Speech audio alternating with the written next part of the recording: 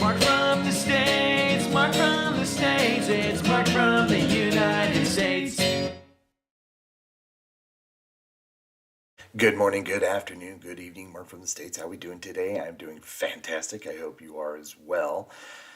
Come sit on this big fake couch. Today we're going to look at another great video from Yarn Hub. Please support their channels. They've been awesome. I love their videos. They're just so well done, and the topics and that they cover are just really cool.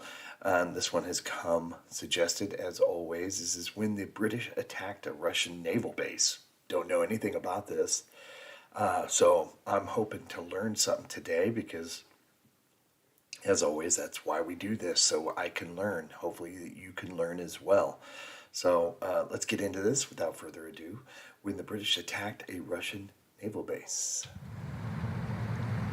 It's almost dawn on the 17th of August, 1919, offshore on the Gulf of Finland. The silence of the sea is broken by the rumble of speedboats racing across the water. Their bows are bouncing on the calm waves. On their stern, they carry 18-inch torpedoes. Their mission is simple and daring: attack a heavily armed Russian port. They are to use the boat's small size to speed over the Russian minefield and attack the Baltic fleet docked at the port of Kronstadt. Small motorboats versus a heavily armed base. The British are trying to prevent the Bolshevik forces from using their fleet against the Estonians, who are fighting a desperate war for independence against the Bolshevik Russians. Commanding the second coastal motorboat in the V formation is Lieutenant William Hamilton Bremner. He is to be the first to jump into the mouth of the harbour.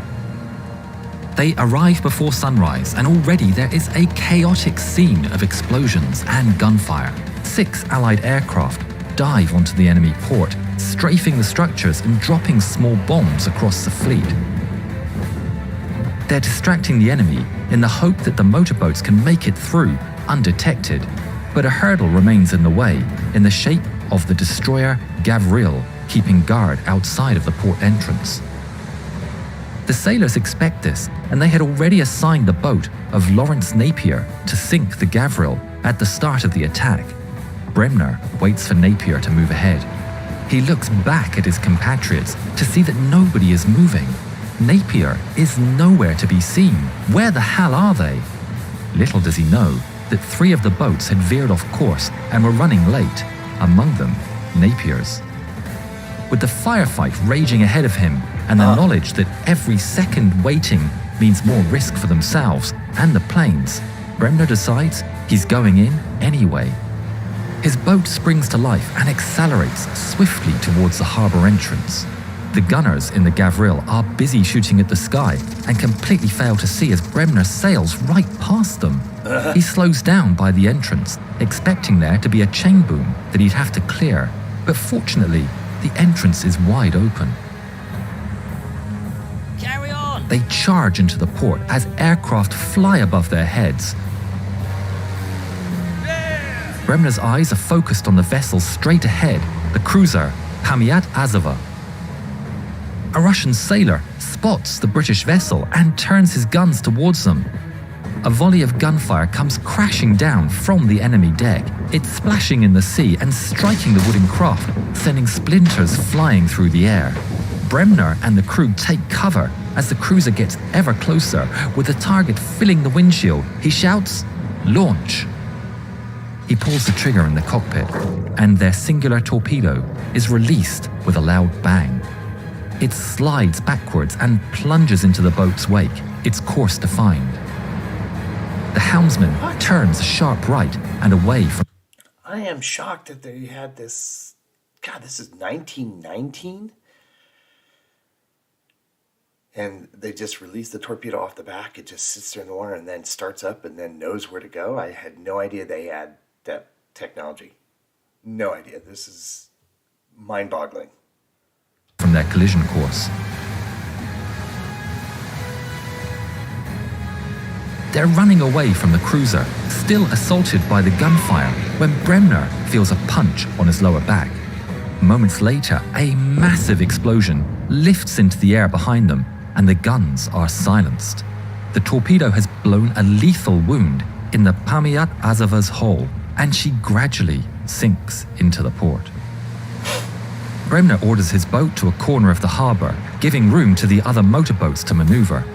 While they wait, Bremner checks himself. He finds 2 bad splinter impacts, but even worse, he realises he's just been shot. Ahead of them, they witness multiple massive explosions, rocking other target vessels, the work of their allies. Meanwhile, outside the harbour, 2 of the 3 lost motorboats arrive on the scene, and one of them is none other than Lawrence Napier. He sees the battle unfolding and the still intact Gavril firing away. Without a moment of hesitation, he orders to charge for the furious giant. The men of the Gavril spot the incoming vessel, and their guns turn onto the British. A storm of bullets befalls the little motorboat as they approach maximum speed. They drop their torpedo and steer swiftly for safety as they hope the payload to strike home. But no explosion ever comes. They've missed. Shells and machine gun fire tear the little boat to shreds until it slows to a crawl and sinks into the sea with their target untouched. Inside the harbour, Bremner is feeling the pressure to get out as fast as possible, but he knows that the second wave of British boats is incoming. Suddenly, searchlights lock on to Bremner's speedboat, blinding the crew with their shine. They're unable to see properly, and nobody on board the boat notices as they wander across the harbour entrance.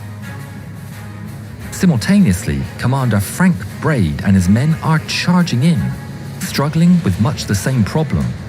In a blur, Braid's speeding motorboat slams into the side of Bremner's, shattering the plywood hull almost in half and wedging the machines together.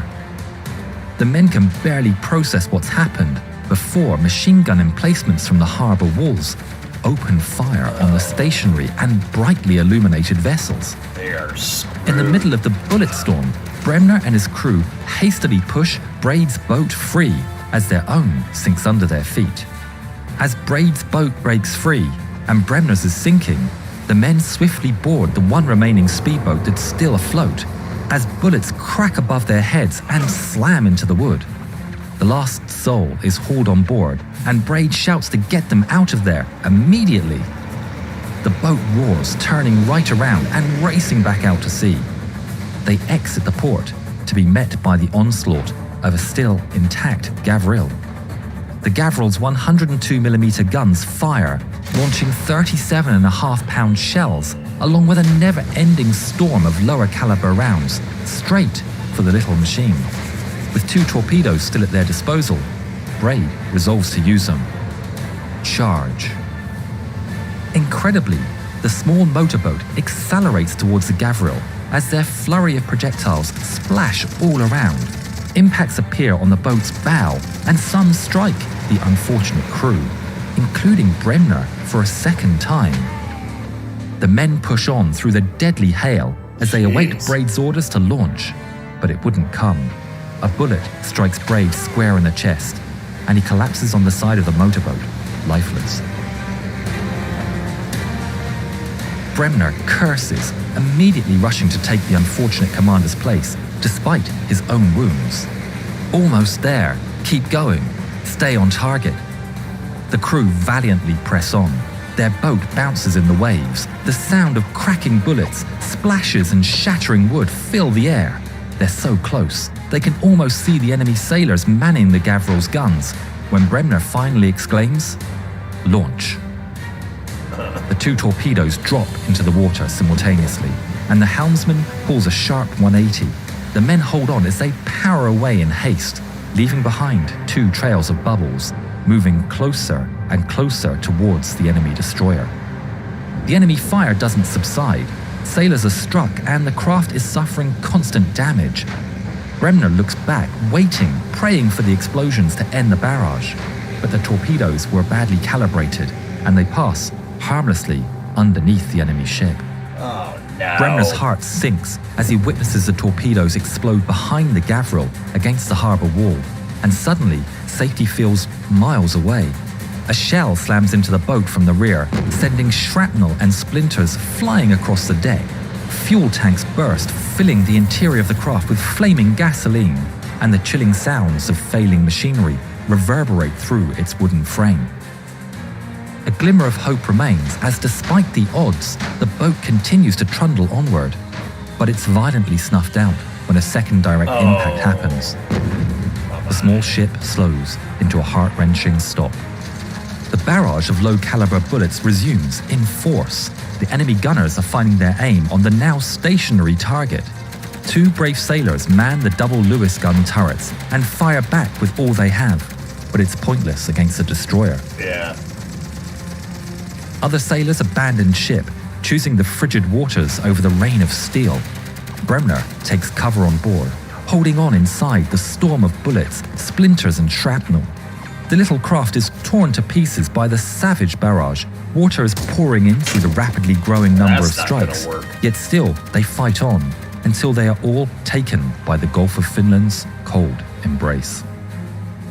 Jeez. After the dust settled, 3 out of the 8 boats that took part in the attack would never return.